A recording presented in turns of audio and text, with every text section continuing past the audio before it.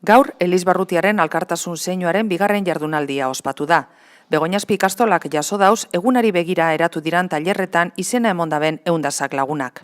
De Arguindegui estamos 19 personas, están 4 voluntarios, 2 trabajadores y el resto son gente que participa en los diferentes talleres en los que nos encontramos. Gaur egun, inguruan dagoen pobrezia edo beharrizanak eta bardintasun batera edo alda neurrian, horretara joateko bai.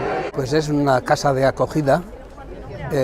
Estos son chicos que han venido de Marruecos, algunos son bereberes y en este momento están estudiando para sacar el título de graduado escolar. Alkartasun Baskarian, erlijio eta kultura ezberdinetako 600 lagun inguruk hartu dabe parte. Izen barik musika taldeak jarri dau doinua topaketan.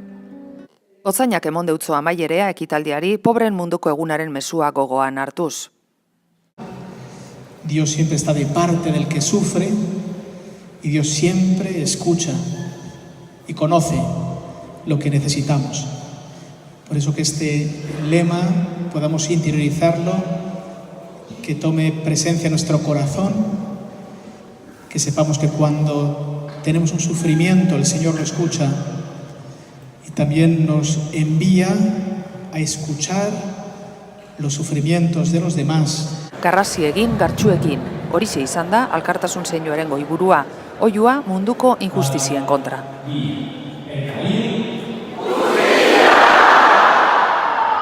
Gaurko hau ez daitela hemen amaitu. Al final queremos, celebrar ese grito de esperanza que no puede acabar aquí. Lo que hoy queremos mostrar y demostrar es que podemos gritar. Nuestra diócesis puede gritar por la justicia, puede gritar por las personas empobrecidas y queremos gritar día a día por un mundo mejor.